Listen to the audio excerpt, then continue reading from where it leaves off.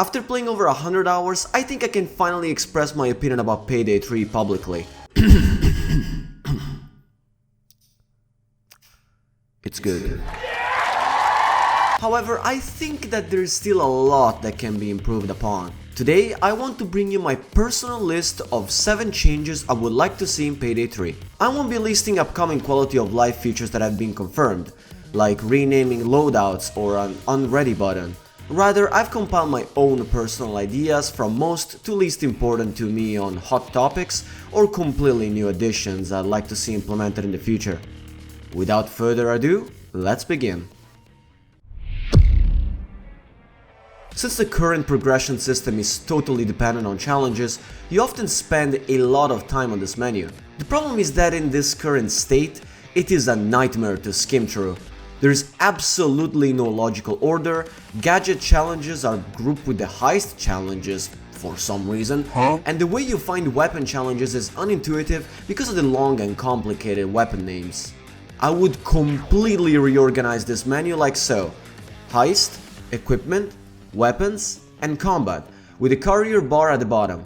In the Heist tab, instead of seeing all the rectangles with the challenges, they could sort the heists by order, with each one having progression bars to complete underneath with all the 4 difficulties, plus before the assault and after the assault, with each goal showcasing the amount of infamy points earned for completion. Another example, if they want to play early for the long run, have the same system but organize it by contractor, so once you open up the Heist tab, you'll see each one of them. Click on their face and you'll be shown every heist they are tied to and the progress you've made with them. However, this solution only works if Starbreeze doesn't plan to add unique contractors for every heist, and they instead decide to reuse the already available ones more often. Basically, the more contractors, the messier this page will get. A similar way to sort equipment would also apply, showing progress on deployables, gadgets, and throwables. Weapons will be organized by weapon classes: assault rifles, SMGs, shotguns, marksman's rifles, pistols, and overkill weapons.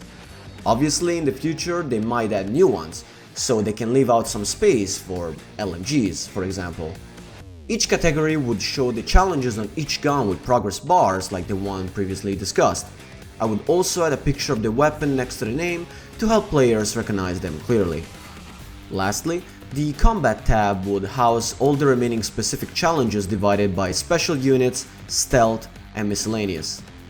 I won't lie, I've based a lot of this work on this super useful website. By the way, shout out to the guys behind payday3.gg, you're doing God's work. But I strongly believe that a proper way to check those challenges from the game's menu is essential, especially for the more casual players. Let's be real, we cannot rely on a third-party site forever.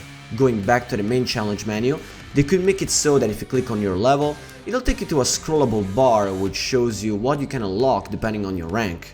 And for some final touches, I'd also add an option to hide completed challenges and track the one in progress in-game.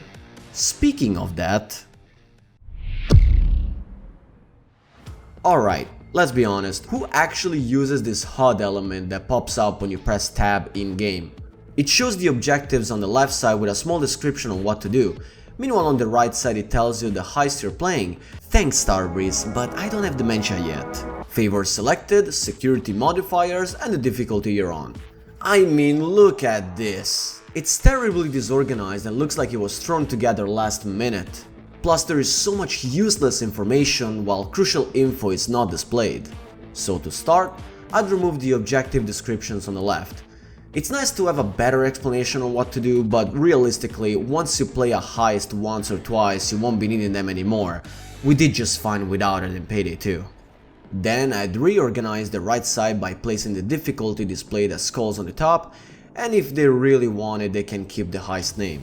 I would reorganize the favors and modifiers like so, making these more consistent with how they're shown while the heist is loading. At the very bottom I will place the total amount of bags present in the level, so you know exactly how much loot you're missing. The game already tells you whenever you've collected all of them, so I don't think it's gonna make the game easier or anything, just simpler to understand. On the left side I would totally revamp it. Place player stats like enemies killed, headshots, special units killed, and revives. Right under it, as previously mentioned, I display up to 3 challenges you can choose to track to help you see your progress in game. And before I get swarming by comments about the actual HUD in game, yes, it's not great and you could use some work to make it more unique. However, as it is right now, it's functional and it's easy to read, so I don't have any improvements to suggest at the moment. Which is something I wish I could say the same about. So I wrote this whole part of the script coming up with a concept that the game would reward you infamy points from the extra loot on each heist, giving you more XP as the difficulty ramps up. Imagine, for example, that you complete Golden Shark on very hard with all loot. The server and 8 out of the 12 money bags will reward you nothing, but the remaining 4 bags would, which would be, hypothetically, 15 IP each. That means if you try your hardest, you'd walk home with a whopping 60 IP at the end of the game, which is nothing to scoff at. In my mind, this system would go hand in hand with the game philosophy of risk everything by staying longer in the heist and rewarding or punishing you for being greedy. However, the more I worked on this possible mechanic, the more I realized how many changes would have to be implemented. They would have to remove the option of pickup loot progressing the total required loot percentage. Dirty Ice would be hell to balance, making the scanned bags worth more IP. The Rare Stone would just throw a wrench on figuring out how to make the required loot percentage, and heists like Rock the Cradle on Stealth and Touch the Sky would become overpowered since most of its loot is optional. But then it hit me. A perfect, simple idea to make the game more engaging and rewarding. An idea I've lifted from Black Ops Cold War. Daily challenges. It's such a simple mechanic that will bring back players every day with 3 different challenges of varying degrees of difficulty, rewarding you with different amounts of IP. To sweeten the deal, let's say you log on, complete 2 of the 3 dailies, and instead of having them all reset, it'll automatically store the one you haven't done for the next day, with the new set of 3 challenges of course. They could call them side jobs for a neat callback, and to make it more interesting, instead of reusing existing missions, they could make unique ones like these I came up with. Another thing they could be useful for is teaching hidden mechanics to players, instead of learning them from a YouTuber. Of course, this can be perceived as applying duct tape on a huge crack on the wall. It won't solve the problem of earning no infamy points at the end of a heist, but it's the easiest solution right now to keep the players engaged and help them level up naturally.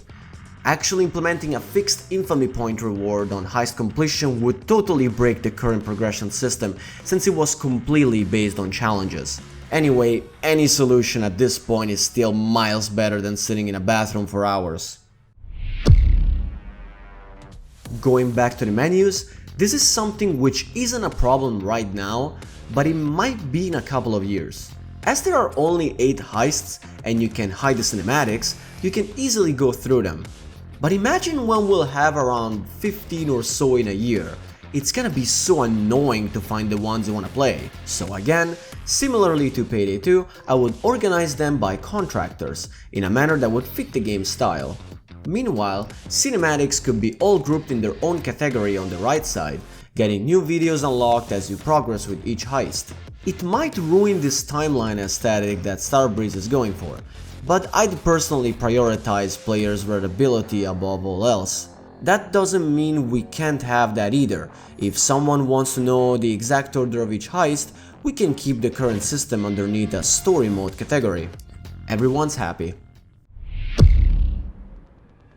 After heisting around for so long, I'm a little tired of having to write down codes and colors every time. Because it's a core mechanic of stealth, it would be great if you could use the mark system to point at an objective and have that pop up in the chat. Just like it was possible to do so in the beta. Yeah, I have no idea what in the world made them decide to remove such a great feature from the final release of the game. Come on man, stop gobbling those glizzers and put that back. I know you have the code for it somewhere. But yeah, seriously, bring that back please. Thank you. Love you. Aww. The majority of the players I've seen are baffled that there is no offline mode. Honestly, I'm more dumbfounded that they went with such a crappy voting system. To restart the heist, you have to get all 4 players to hit the restart button. Meanwhile, if in a scenario where 3 out of the 4 players want to exit a heist and one of them won't get the escape zone because he's gotta get those kills, man, he's practically keeping everyone hostage in the lobby. There are 2 obvious solutions to those problems, which, in all honesty, shouldn't even be issues to begin with. A voting feature whenever someone asks for a restart working with a democracy system, which means you only need 3 out of the 4 people to agree on a restart. On the other hand, for the more annoying players, a simple kick feature should be implemented, so if someone wants to farm kills, he can go play on his own. Yeah, it can be still annoying getting kicked for no reason like in Payday 2 lobbies, but those are pops for you. Lastly, and I'm kind of cheating with this one, those are 2 small additions that technically are part of the same category. Basically, all I wish to see are weapons inspections. Not in the same way it was done in Payday 2, with one main animation for 95% of the guns, but rather unique animations for each gun to give it more character. For example, some neat revolver spin for the Castigo revolver or mag inspections on the AK-47. Yeah, like Black Ops Cold War. Could you tell I like that game? The other thing is so meaningless that it really doesn't matter if it'll ever happen. But I want to see my body when looking down in first person. I mean, it was in Left 4 Dead for God's sake, and that's a game from 2008. It's current year, please satisfy my petty request. That is everything I could come up with, but before I go, I have to address this. It's fine to criticize the current state of the game right now, which is far from good. However, before anyone else decides to make another one of those "Is Payday 3 dying?" videos, please make sure to give some constructive criticism. Share your ideas on how you would like to see the game being improved. Give your feedback to developers and tell them what would you do in their shoes. Spreading more negativity within this community won't solve anything. Trust me, I know, I've done it too similarly in the past. Just remember, at the end of the day, developers are humans just like me and you. Unlike publishers. Thank you so much for watching. If you enjoyed the video, you can always show support by liking it and leave a comment on your ideas to improve the game. I'd be curious to hear that. And hey, subscribe if you're new around here. I got more Payday 3 stuff coming down the pipeline. But for now, I'm out.